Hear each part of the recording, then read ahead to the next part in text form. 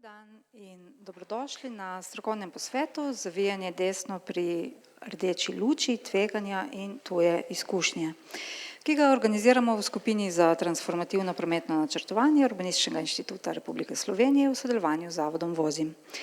Moje ime je Mateja Korir in bom danes povezovala to srečanje, ki ga tudi prenašamo v živo preko STA in ga bomo zaključili do 11. ure.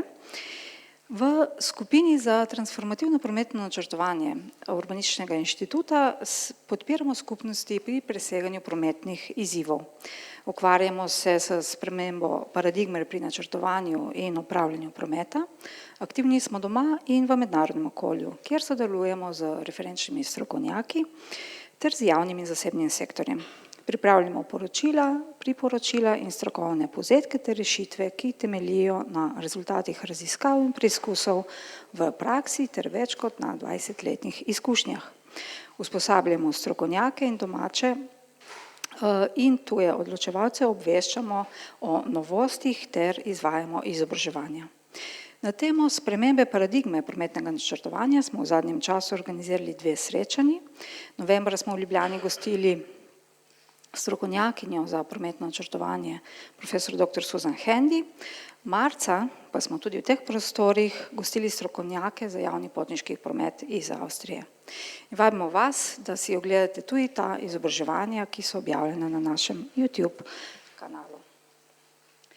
Danes nadaljujemo z našo fokusno temo, torej sprememba paradigme prometnega načrtovanja, pristopili pa ji bomo z drugega aktualnega vidika. Govorili bomo namreč o prometni ureditvi, ki ob postavitvi zelene puščice na križiščih omogoča zavijanje desno v rdeči luči in je v Sloveniji v veljavi od leta 2021. Za to možnost oziroma za ta ukrep bomo uporabili danes najverjetneje več izrazov. Med njimi bodo besedne zveze, kot so zeleni zavijalci, RTOR, angleški termin, Red Turn on Red Light, in mogoče še kakšen podoben termin se bo našel. Z nami pa bodo danes 3 govorci. Dr. Aljaž Plevnik, vodja naše skupine, profesor dr. Gregorius Fountains in Žiga Breznik. Naj še povem, da bomo imeli po prispevkih čas tudi za diskusijo in vabim tudi udeležence po spletu, da postavijo vprašanje v komentar.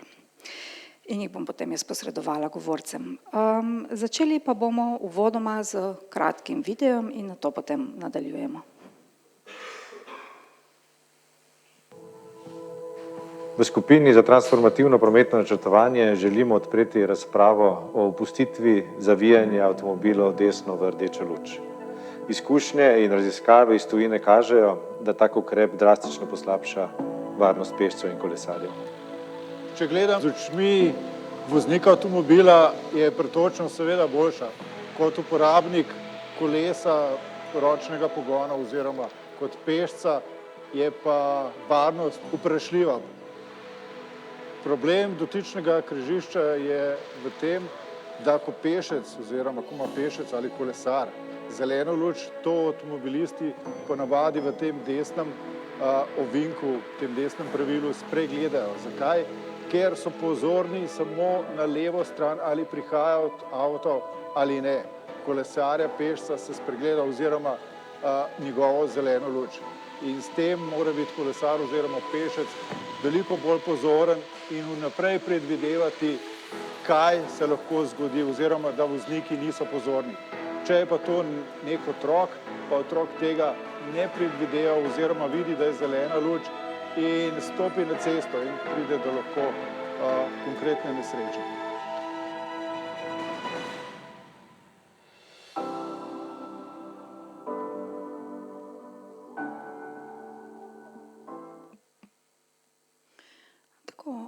Nadaljujemo s prvim prispevkom. Vabim k besedi dr. Aljaža Plevnika, vodja skupine za transformativno prometno načrtovanje.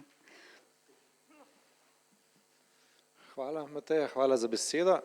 Jaz bi samo svoje misli in sporočila podal v 2 delih. Prvi del bi bil o tem, zakaj smo se sploh odločili za to pobudo. Potem v drugem delu bi pa povzel sporočila, ki smo jih zbrali od tujih strokovnjakov in jih zbrali v strokovnem povzetku, ki ga tudi danes objavljamo. Torej, ta prometni znak se je pojavil med pandemijo leta 2021, očitno na pobudo ministrstva, torej z državne ravni, Ministrstvo za infrastrukturo je takrat objavilo, da se je znak postavil in da se je spremenil pravilnik in da se je prvi znak postavil v Šentvidu v Ljubljani. Postavili oziroma zapisali so tudi kriterije, kako se naj, kateri so minimalni kriteriji, da se tak znak lahko postavi. Jaz sem jih nekaj tule okrepil od tega, da je v takih križiščih nizka frekvenca pešcev, do tega, da tu ne sme biti vodenih kolesarjev s posamezno fazo, česar čist ne razumem, in da križišče ne sme biti na šolskih poteh in tam ne smejo biti udeleženci z omejeno mobilnostjo. To sporočilo se nekako ni veliko diskutiralo, pojavilo se je na nek način bolj na terenu in kot ljudje, ki se ukvarjamo z načrtovanjem prometa, smo začeli počasi opazovati, da se ti znaki pojavljajo po slovenskih mestih, predvsem v Ljubljani, kjer nas večina dela ali pa živi.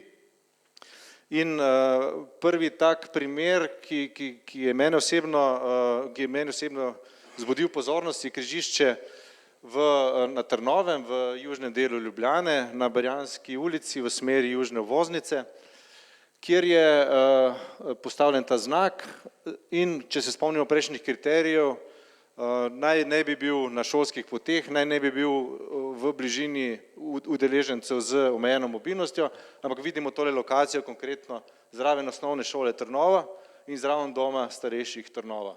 Skratka, lokacija, ki že v izhodišču nasprotuje tem kriterijem, potem je pa tudi sam detalj te ureditve tega križišča problematičen, vidimo njegovo geometrijo, ne gre za pravokoten dovoz avtomobilov na cesto, kamor se uvrščajo, ampak gre za kot, kjer je vidnost omejena. Skratka, če hoče spremljati promet z leve, se morajo bistveno bolj osredotočiti na levi prometni tok, kar pomeni, da še bolj pozabljajo na ogrožene udeležence v križišču. To je to križišče v živo iz Google Mapsa. Problem so tudi tile levo uvrščeni avtomobili, ki na nek način blokirajo pogled proti levi, sploh če je to kak tovornjak, kombi in podobno. In pa težava je, kot smo začeli opazovati, seveda to temelji bolj na opazovanjih, na anekdotičnih pogledih, ne pa na resni raziskavi, ampak v bistvu to je moja pot v službo in pot mojih otrok v šolo, vsaj enkrat na teden smo nekako doživeli tu ene vrste konflikt, ali se počutijo ogroženo, ali videli totalno ogrožujoče ravnanje voznikov v tem križišču. Neko povprečno sporočilo iz tega križišča pa je, da dejansko večina prometa v konici tukaj sploh ne ustavlja na rdeči luči, kar je osnovno pravilo. Torej vsak avto bi moral na rdeči luči najprej ustaviti, se preveriti, kaj se dogaja z nemotoriziranimi udeleženci, šele potem slediti naprej in pogledati, če je prostor v prometnem toku, da se uvrsti.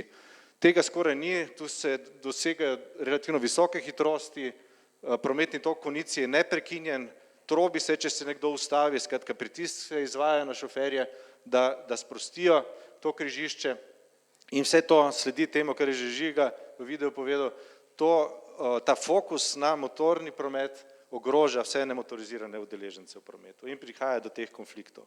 Zakaj so ti konflikti problematični, bomo slišali kasneje. Zdaj, tudi drugi v ekipi so imeli podobne vtise, podobno mišljenje, zato smo rekli, da je to tema, ki se moramo kot ekipa za transformativno prometno načrtovanje lotiti in lotili smo se ga po klasičnem našem pristopu. Vemo, da smo majhna dežela, da imamo omejeno število raziskovalcev, ki se s posameznimi temami ukvarjajo in tudi iz stroke nismo slišali resnih pomislekov glede uvedbe tega pravila, predvsem stroke, ki bi se ali pa ki se ukvarja s prometno varnostjo. V takih primerih se obrnemo na tuje izkušnje, praviloma se s tovrstnimi temami po svetu sigurno nekdo zelo poglobljeno ukvarja in naša prejšnja gostja Susan Handy nas je povezala z Wesom Marshallom, avtorjem knjige Killed by Traffic Engineer, ki je precej odmevna svetovna knjiga, izdana, mislim, da lansko leto. On nas je napotil na relevantno literaturo. Imeli smo tudi dogovor, da posnamemo njegov intervju, ampak žal zaradi njegove poti nismo uspeli in tudi časovne razlike nismo uspeli najti termina. Spet smo se povezali s Todom Litmanom, ki je zagovornik nove paradigme v prometni varnosti. On nas je povezal z nekaterimi ameriškimi mesti, ki zadnje čase opuščajo ta ukrep in poskušali smo pridobiti argumente z njihove strani. In na osnovi pregleda literature, pogovora s temi tujimi strokovnjaki smo objavili tale strokovni povzetek, ki je tudi eden od rezultatov današnjega srečanja. Vključili smo pa še tretjega strokovnjaka, ki se ukvarja v Evropi s prometno varnostjo, ki pa ga bo Mateja zdaj kratko predstavila in z njim smo uspeli posneti krajši pogovor, kjer podrobneje se poglablja v temo problematičnosti tega ukrepa. Tako da zdaj predajam besedo nazaj Mateji. Hvala. Hvala, Aljaž. Vmes sem bila obveščena, da imamo ene tehnične težave s prenosom, ampak urejamo. Tako, nadaljujemo z videoposnetkom tujega strokovnjaka. Gregorius Fontans je izredni profesor na Aristotelovi univerzi v Solunu in mednarodno uveljavljen raziskovalec na področju prometne varnosti, statističnih in ekometrijskih metod. Predtem je deloval na univerzi Napier v Edinburghu in na univerzi Buffalo, kjer je tudi doktoriral. Objavil je več kot 140 znanstvenih in strokovnih del. Njegovo delo pa so povzeli tudi mednarodni mediji, kot so BBC, Forbes in World Economic Forum. Je sourednik revije Analytic Methods in Accident Research, eno najpomembnejših oziroma najvišje rangiranih znanstvenih revij na področju prometne varnosti, ter predsednik odbora TRB za statistične in ekonometrične metode. Oglejmo si sedaj video.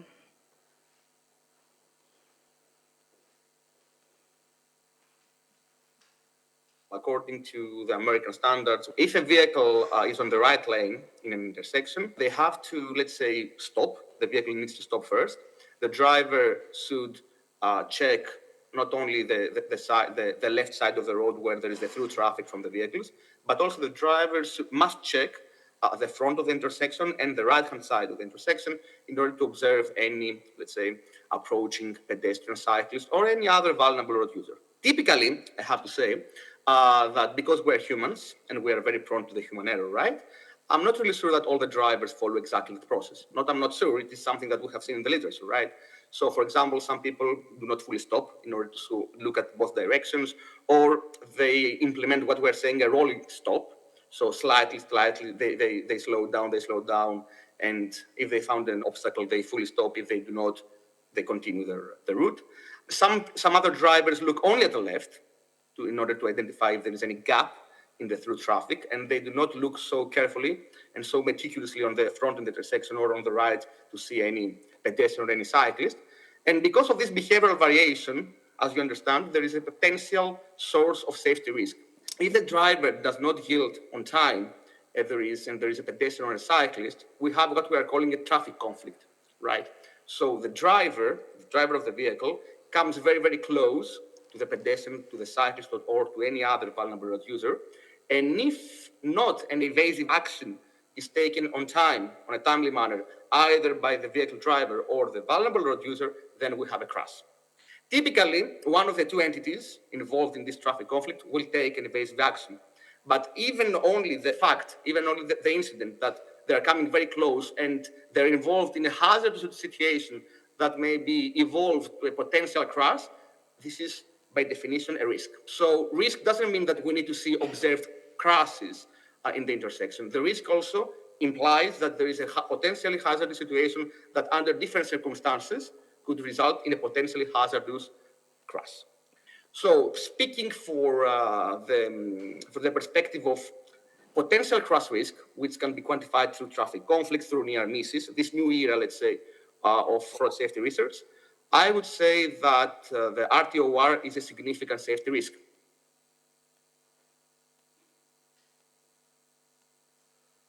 If we focus and if we rely only on observed crashes, this is a highly biased, let's say, approach of road safety research. And I'm saying that as a researcher who is mostly working with police-reported crash incidents, right? Crash data. And this is because the crash data reflect only part of the truth, only part of the reality, reflect only the cases where the result was inevitable, right? However, this is only a very, very, very small portion of the potentially risky situations that we encounter every day in the roads. And in this context, the new era road safety research focuses mostly on, let's say, tackling not the accident or not the crashes themselves, but tackling all the circumstances and all the dangerous situations that can potentially result in crashes. And this is the reason that over the last few years, we are focusing more on traffic conflicts, on near misses, on interaction between different kinds of users and so forth. So I would say it's a quite old school way to rely only on crash observation, on crash data. Of course, it is very, very important. It is highly important. I'm also using the crash data in my research.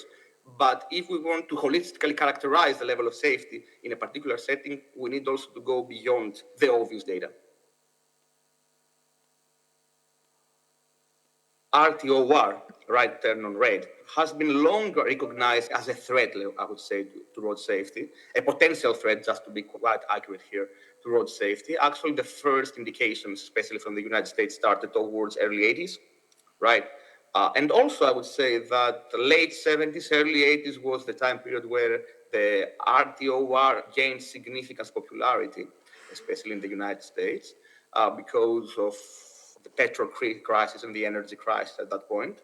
So they were trying, policymakers and generally transport planners and economists were trying to find some effective ways in reducing the energy consumption of the roads. And that way they found this approach to allow the right turn on red as a means to reduce the energy consumption.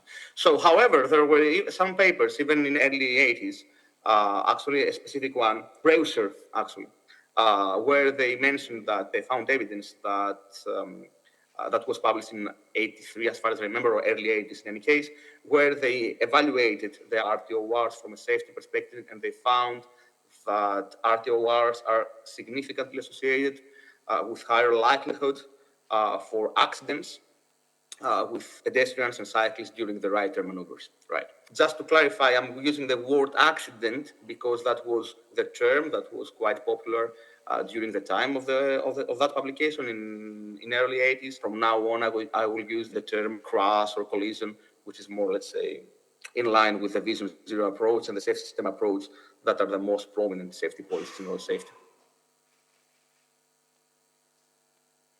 The conceptual reasoning that was leveraged in the previous decades about introducing this measure is something that is observed. I cannot debate that, right? As I mentioned before, in late 70s, in early 80s, there was a need to increase the capacity in the intersection. There was a need to save money in terms of fuel consumption and so forth. However, as in every aspect of transportation, this is highly context specific, right? So I don't want to waste a lot of your time and to explain what are the different situations where these benefits are really observed. But I would say in a few words that if you have a setting, if there is a setting where the speed is low generally, the pedestrian presence, the cyclist presence, or generally the presence of vulnerable road users is low. And also, the design of the intersection is good from a geometrical alignment point of view. So there are no issues with visibility, with horizontal or vertical clearance and so forth. Yes, in these cases, the RTOR could be beneficial in terms of energy consumption and in terms of, let's say, increasing slightly the capacity for the intersection.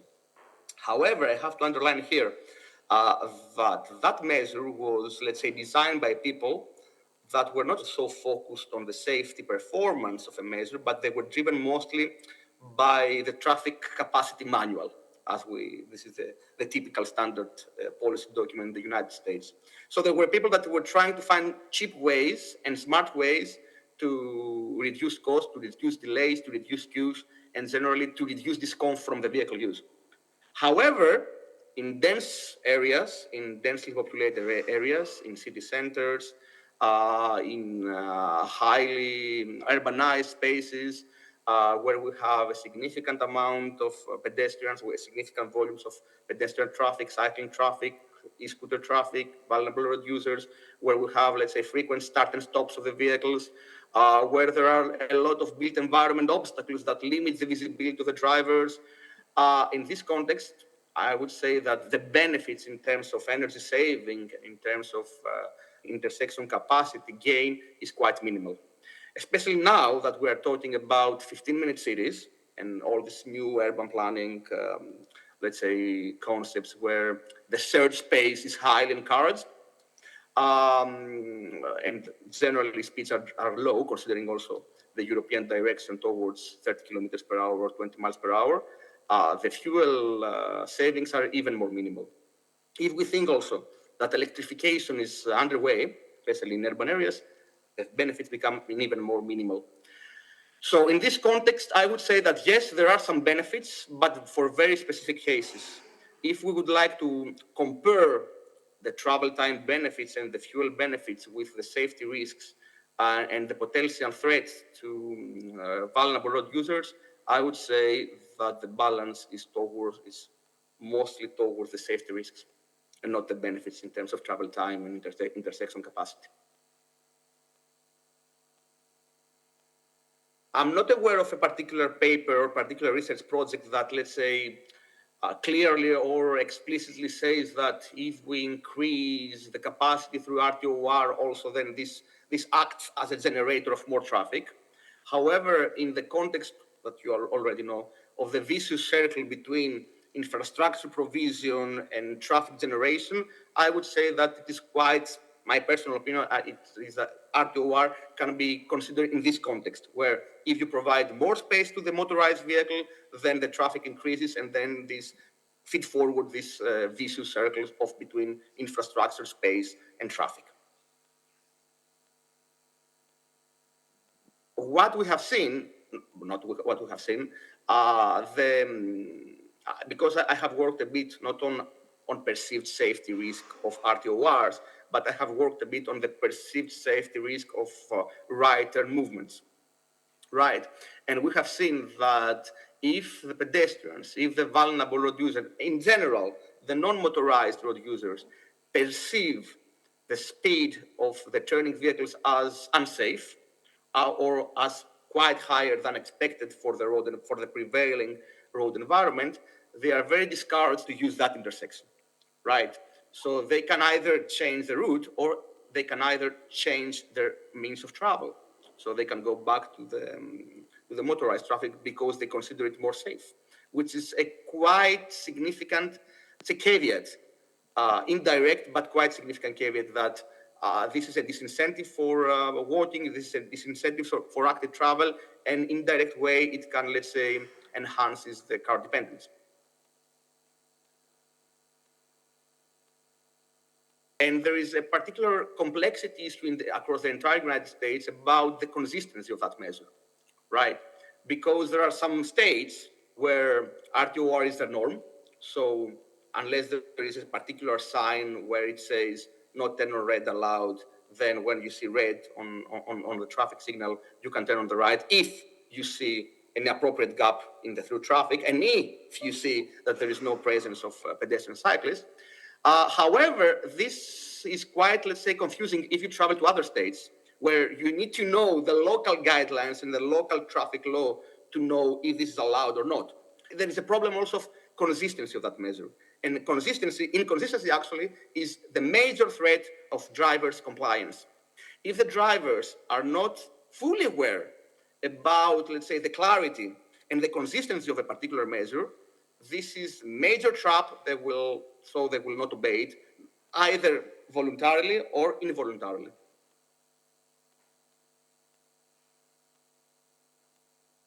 The structure of the cities in the United States is totally different from the European ones. If you see the special settings in the United States where RTOR is allowed, not New York City, not other major cities, but suburban and rural areas in the United States, the volumes of the pedestrian cyclists are really low, the speeds are high, and the gaps between through traffics are evident and expected.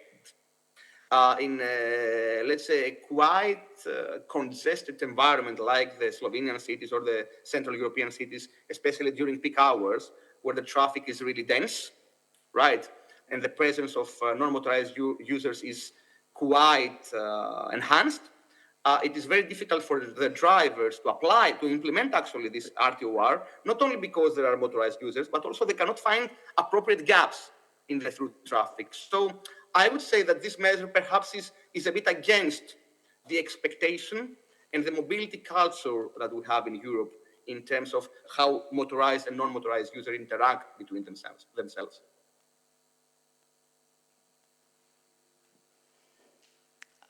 To je bil dr. Gregor oziroma Greg Gregorius Fontans iz Aristotelove univerze v Solunu. In zdaj nadaljujemo. In sicer vabim gospoda Žiga Breznika, ambasadorja Zavoda Vozim, da se mi pridruži. Zavod Vozim, ki je soorganizator današnjega srečanja, že 15 let spreminja vedenjske navade na področju prometne varnosti in trajnostne mobilnosti. V preventivne programe vključuje ambasadore, poškodovance iz prometnih nesreč ter dosega več kot polovico mladih v Sloveniji. Med njihovimi ambasadorji je tudi Žiga Breznik, ki je svojo izkušnjo prometne nesreče preoblikoval v poslanstvo izvajanja preventivnih programov za mlade. Žiga je uporabnik tudi invalidskega vozička, pa tudi strasten rekreativni ročni kolesar. Živijo, Žiga. Živijo. Midva sva si zamislila, da bova imela en pogovor in sicer postavim kar prvo vprašanje. Skratka, kakšne so vaše izkušnje kot uporabnik? Smo slišali, da ste uporabnik v bistvu in na vozičku in na ročnem kolesu, pravkar ste se vrnili z večdnevnega kolesarjenja. Ampak kakšne so vaše izkušnje v bistvu kot uporabnik s prometno varnostjo v Ljubljani? Ja, kot človek, ki je zamenjal avto in presedlal na mikromobilnost, kot je kolo oziroma električni priklop, opažam, da so mesta narejena po meri avtomobilov, ne po meri pešcev, kolesarjev oziroma drugih mobilnosti. In z tega vidika so nevarnejša za pešce in kolesarje in tako naprej. Kaj bi bilo še tukaj dodal? Če je nevarno za 8-letnika oziroma če 8-letnik, če govorimo v teh naših križiščih v desno zavijanje, če 8-letnik pa 80-letnik ne morata to uporabljati oziroma ni varno za njih, potem pač ni to primerno za nobenega. Iz tega vidika jaz tako gledam. Skratka, ali menite potem, da so križišča, kjer so uporabljene te zelene puščice za zavijanje desno, za vas nevarna in kako bi pa vi ocenili vaš občutek, vašo osebno izkušnjo o prometne ogroženosti v Ljubljani? Ja, moja izkušnja je kot aktivni član vpet v prometno varnost preko Zavoda Vozim in kot smo že prej dejali, uporabnik mikromobilnosti opažam veliko nepazljivost voznikov pri vožnji v desno oziroma pri zeleni puščici. Koncentracija je predvsem na levo stran, kjer prihajajo drugi avtomobili, ne toliko na pešce, kolesarje in druge ranljive udeležence v prometu. S tem, ko zboljšujemo pretočnost z vidika voznikov, se mi zdi, da vabimo še več prometa v meste, se mi zdi pa, da bi morali delati ravno obratno, promet iz mesta ven in kolesarje oziroma narediti primerno kolesarjem oziroma izboljšati infrastrukturo za kolesarje in tako naprej. Kaj bi bilo še tle oziroma rekel, če govorimo že o kolesarskih poteh in stezah, mislim, da če se tudi navežem na prejšnje vprašanje, je varna oziroma so nevarnejša mesta, bom rekel takole, če so kolesarske steze nevarne oziroma jih ljudje dojemajo kot nevarne, bojo samevale. S tem spet bomo pridodali oziroma več avtomobilov bo v mestih kot pešcev in kolesarjev. No, zadnje vprašanje pa se navezuje nekoliko na širšo sliko, na splošno kulturno vožnjo v bistvu v Ljubljani, pa tudi v Sloveniji. A menite, da je v zadnjem času, kar se tiče v bistvu te kulture vožnje, kakšna ta je, pa tudi ali delamo na tem, da bi imeli večjo prometno varnost? Takole bom rekel, s kulturo je, kultura je bolj na psu, pa ne bom rekel, ne bom s prstom kazal samo na voznike avtomobilov, ne. Mislim, da je pri vseh deležnikih je kultura nizka, ne. Od pešcev do kolesarjev in voznikov. Tako da, kaj se da tukaj narediti, ne vem, mi pri zavodu vozim, delamo na tem, probamo nekako izboljšati te stvari. Jaz mislim, da, kot sem že prej povedal, avtomobile ven iz mest, ozaveščati ljudi glede prometne varnosti, delati na infrastrukturi za mikromobilnost, da zvabimo čim več ljudi na kolesa, na druge stvari oziroma drugo mikromobilnost. In ja, toliko o tem. Hvala lepa za te poudarke. Se potem ponovno vidiva v diskusiji in zdaj spet predajam besedo, imamo danes bolj dinamično, ponovno dr. Aljažu Plevniku, da nam predstavi ključne v bistvu poudarke. Hvala. Še moj zaključni del, najprej bi pokazal konkretne številke, ki smo jih danes že večkrat omenjali, strani Grega, pa tudi strani avtorjev, ki smo jih kontaktirali. Skratka, ta povečana nevarnost je zelo občutna in so jo kvantificirali že v 80-ih in večkrat potrdili v kasnejših raziskavah. Skratka, če uvedemo ta ukrep, se nevarnost in število nesreč bistveno poveča tudi za 100% in obratno, če to ukinemo, imamo nasproten trend. Ko so analizirali, kje so največje nevarnosti, ta slika kaže, največja nevarnost prihaja za tiste, ki prihajajo pri zavijanju desno, z desne strani proti vozilom, ki to počnejo.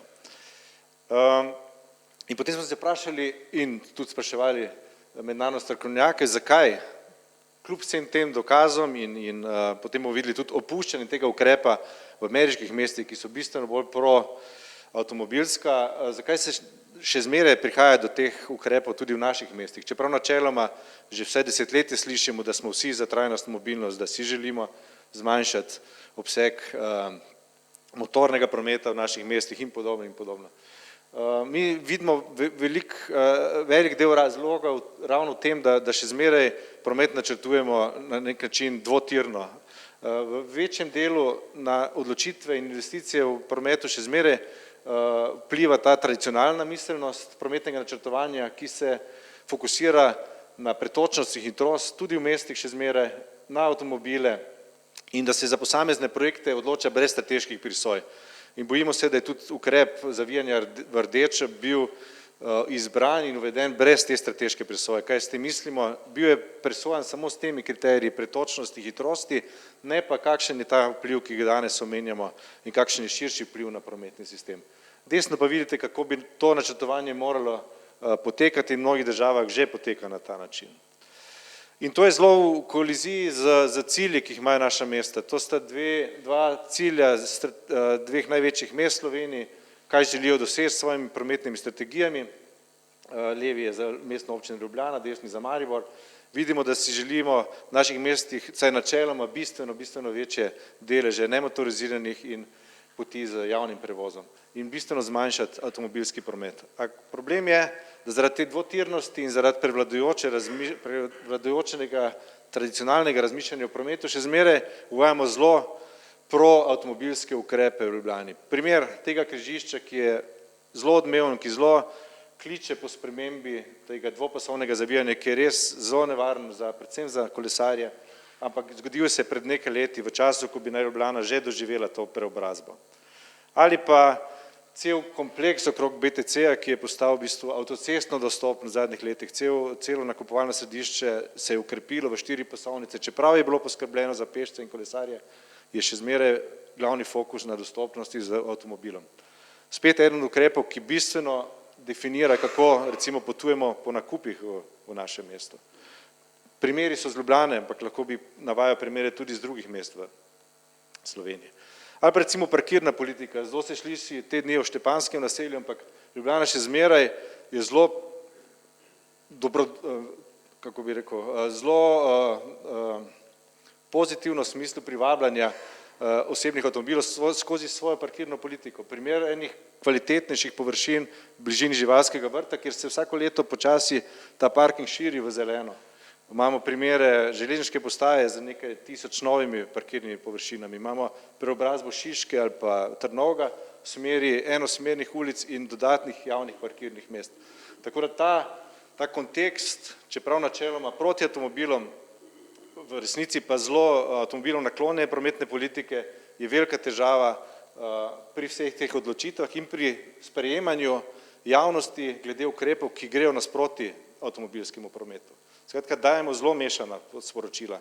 In če to še uparimo z težavami, ki jih imamo v prometni varnosti, vedno večja uporaba mobilnih telefonov med vožnjo, ki slišimo, kako nevarna je, plus vsi drugi moteči dejavniki v avtomobilih, ki vplivajo na našo pozornost, če spet skozi to perspektivo pogledamo desne zavijalce, ali pa vse večji avtomobili v naših mestih, tudi ta ameriški trend smo žal uvozili tudi naša mesta, ko so vse večji terenci v bistvu že neobčutljivi na ležeče policaje in podobne hitrostne ovire, predvsem pa zmanjšajo vidnost, vidno polje za ranljive udeležence v prometu. Vse to gre v smeri tega, kar se nam v resnici dogaja v naših mestih, da kljub načelni usmeritvi že 20 let v trajnostno mobilnost imamo trende, ki gre v nasprotno smer. Slika kaže, da nam še zmeraj avtomobilski promet v mestni občini Ljubljana narašča, da nam raste število prometnih nesreč. Mi, kar se prometnih nesreč, glavno slišimo, da smo uspešni na področju zmanjševanja mrtvih, kar je seveda za pozdraviti, ampak težava je, da nam število prometnih nesreč in število poškodovanih raste tako v mestih kot v državi, prej smo sliko Ljubljane, zdaj imamo sliko Maribora. In tega se premalo zavedamo in to slišimo še zmeraj premalo. In ko smo sprejeli ta prometni znak, so bili argumenti ti staro tradicionalni. Direkcija je rekla, da zelo pozdravlja to in da je uspešen ukrep v smislu izboljša pretočnost prometa, nivo uslug, zmanjšanje zamud in dolžine vrst. Skratka, če pogledamo spet tisto prejšnjo tabelo, popolnoma avtocentričen fokus, brez razmišljanja o tem, kakšne pa so posledice za varnost in za druge elemente v prometu. Policija je zaznala nekaj težav, ampak kot smo slišali Grega, zaznala je predvsem na podatkih, ali so se nesreče zgodile. Greg je pa povedal, sodobno razmišljanje o prometni varnosti se odmika od tega, da merimo nevarnost samo skozi prizmo že nastalih nesreč, ampak jo zaznavamo na raziskovanju potencialnih ali pa obstoječih konfliktov. In videli smo in večkrat danes slišali, da se ti konflikti ves čas povečujejo in krepijo in s tem odmikamo ljudi od nemotorizirane mobilnosti.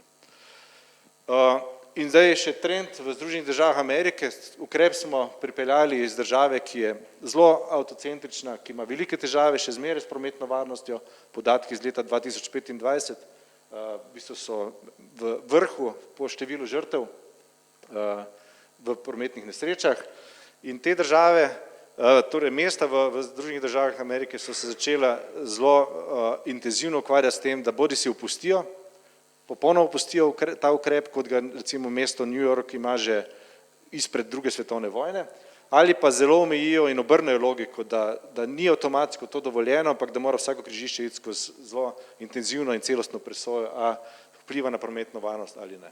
Imamo primer, recimo trenutno Washington DC, torej mesto Washington je opustilo, imamo še druga mesta, ki se intenzivno s tem ukvarjajo in to je res tema, ki se trenutno ravno zaradi teh problemov s prometno varnostjo in nove perspektive razmišljanja o prometu v ameriških mestih vedno bolj uveljavlja, torej nasprotovanje temu ukrepu. Samo še dve zadnji sporočili. Premalo slišimo v Sloveniji o novem pristopu, o novem pogledu na prometno varnost in tudi, če smo prej govorili, da se mi borimo za spremembo paradigme prometnega načrtovanja, je vse več sporočil, da tudi prometna varnost potrebuje nov pogled, svež pogled, novo paradigmo. In tudi Evropska komisija skozi svoje dokumente propagira ta tako imenovan Safe System Approach, ki je veliko bolj celovit, ki se ne usmerja samo na ogrožene v prometu in se ukvarja z njimi, ampak se bistveno bolj ukvarja z motornim prometom, ki je glavna grožnja v prometnem sistemu. In recimo pobuda Toda Littmana, ki spet govori o stari paradigmi, o kateri sem že več povedal prej. Skratka, tudi pri nas imamo te akcije, ki se ukvarjajo predvsem z prvim šolskim dnevom, osvetljevanjem in označevanjem kolesarjev, pešcev, čeladah in podobno. Nova paradigma govori o tem, da je vsak motorni promet nevaren in da je skozi njegovo obvladovanje, zmanjševanje, umirjanje edina pot, da zmanjšamo prometne nesreče in povečamo varnost v naših mestih in državi nasploh. In nazaj spet, vsa ta sporočila, ki smo jih danes slišali, smo povzeli v strokovnem povzetku, ki ga danes objavljamo. Na sliki imate QR kodo, ki vas popelje do dokumenta s tem. Medijem bomo poslali tudi medijsko sporočilo z glavnimi zaključki na današnjo temo in upamo, da je to zdaj prvi korak v smeri razprave o tem, da se ta ukrep v Sloveniji opusti. Hvala, Mateja. Hvala lepa. Aljaž Plevnik, predlagam, da se kar pridružita oba govorca, da začnemo z diskusijo. Imamo 20 minut, ki jo lahko namenimo diskusiji.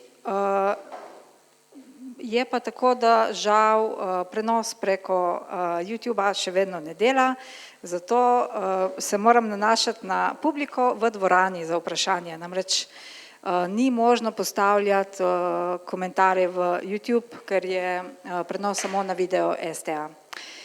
Jaz seveda imam vprašanja za govorce, ampak me zanima, je mogoče v dvorani kakšno vprašanje, komentar, ena misel, ki bi jo radi delili z nami. Mogoče še ne? Aha, kar Luka izvoli. Ja, jaz bi imel vprašanje za Žiga. Pač vsi se strinjamo, da v Sloveniji razmere niso take, da bi lahko bili z njimi zadovoljni. Bi te vprašal, a mogoče bi pa izpostavil nek primer, ali ne vem, v Sloveniji nekega območja, ali pa mogoče v kakem tujem mestu, kjer pa je bila ureditev dobra, je bila ureditev taka, da pa bi res si jo lahko vzeli za vzor.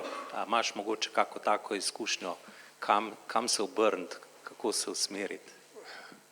Po Sloveniji, roko na srce, nimam nobenega takega predloga, da bi lahko rekel, da bi bil lahko to za zgled. So pa evropska mesta, po katerih sem bil, Nizozemska, definitivno. Bil sem pred 2 leti v Barceloni, kjer je tudi veliko bolje kot v Sloveniji. Tako da v Ameriki sem bil dostikrat, pa smo danes veliko poslušali, se ne more primerjati, ker tam se noben ne vozi s kolesom, praktično vse podrejeno avtomobilom.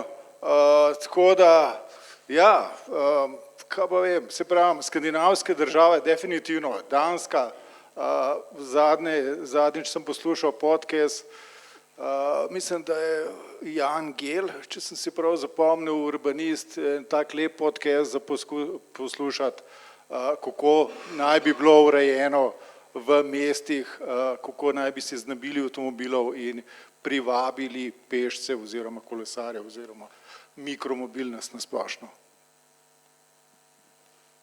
Imamo še eno vprašanje, Luka. Ja, jaz imam pa vprašanje, ali so ta križišča sploh varna za slepe osebe, slabovidne osebe, ker oni nekako poslušajo ta zvok, ne, in ne vidijo tega avtomobila in se mu ne morejo niti pač, ne, ubraniti, tako da ali so sploh razmislili o tem ali ne. Jaz bi uporabil izjavo Grega prej v videu, kjer pravi, da zato, ker se večina voznikov avtomobilov ne drži predpisanih pravil, so zelo nevarna, posebej za slepe.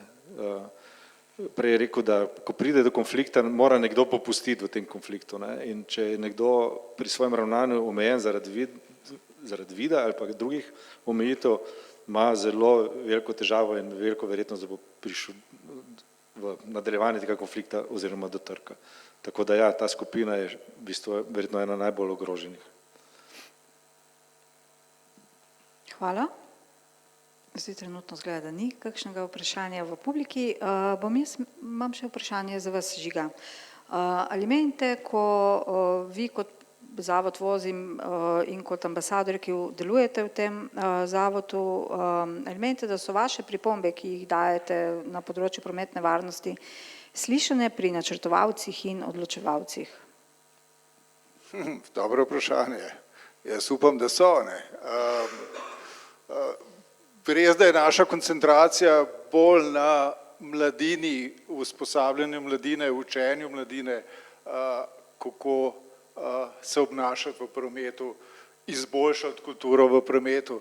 Kar se pa tiče odločevalcev, bi pa mogel jaz v bistvu vprašati, oziroma danes žal ni Davida, našega direktorja tukaj, ki bi lahko več o tem povedal.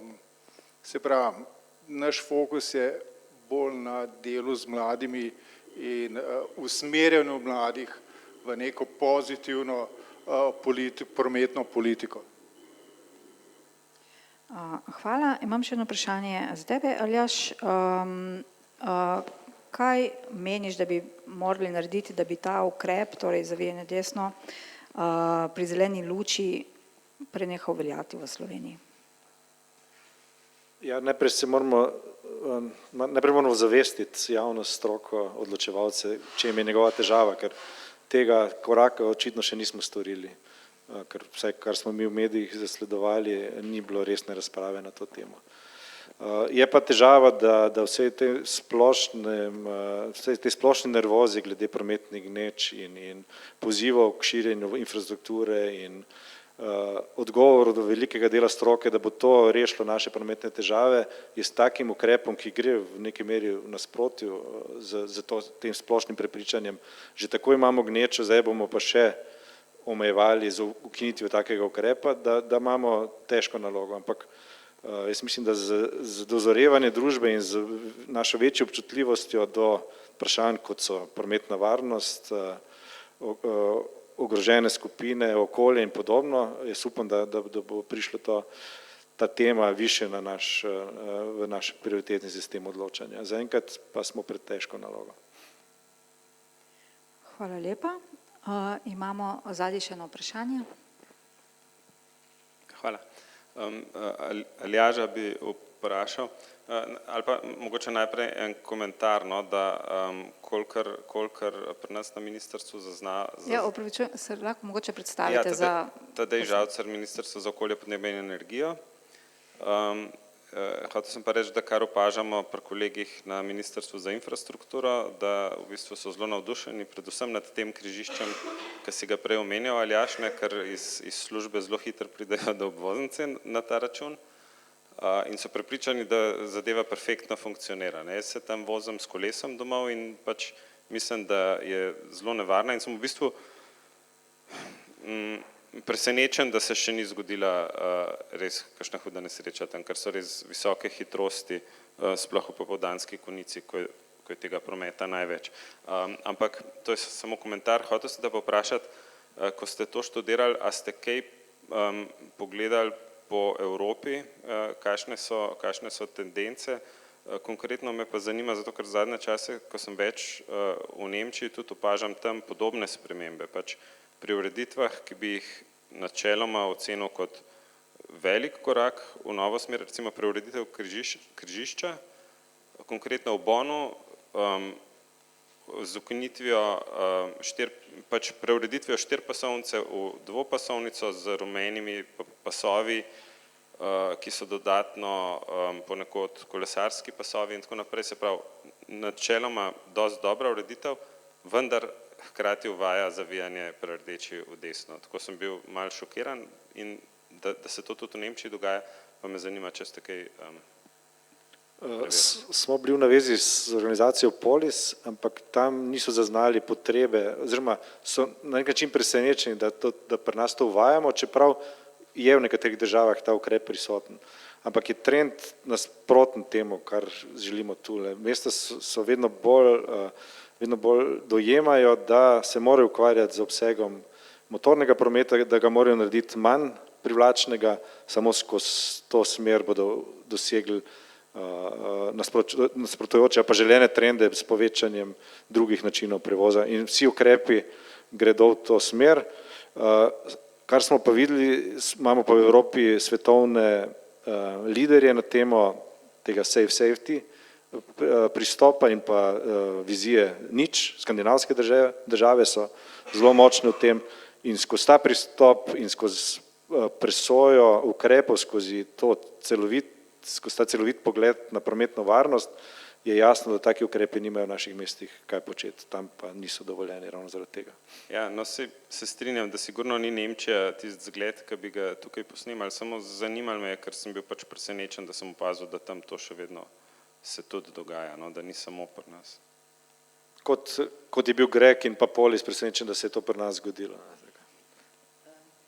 Polona Demšar-Mitrović, sodelavka.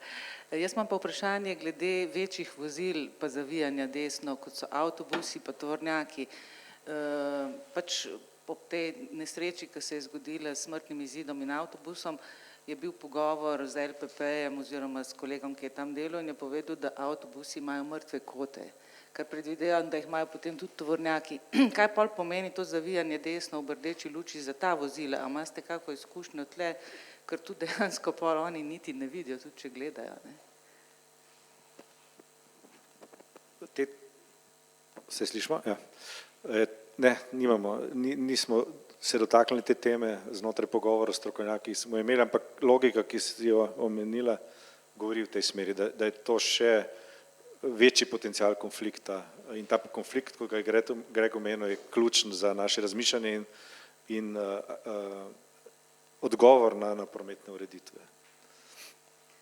Kar smo mi v tem križišču, ki ga je Tadej omenil, tu se dogajajo situacije, ko recimo nekdo se ustavi in noče zaviti, ali je tujec ali iz drugega slovenskega mesta in potem grejo šoferji prehitevati celo kolono po levem pasu, ker gre naravnost in v polni hitrosti zavijajo mimo cele kolone desno, ker imajo pač pravico in je nekdo ni upošteval.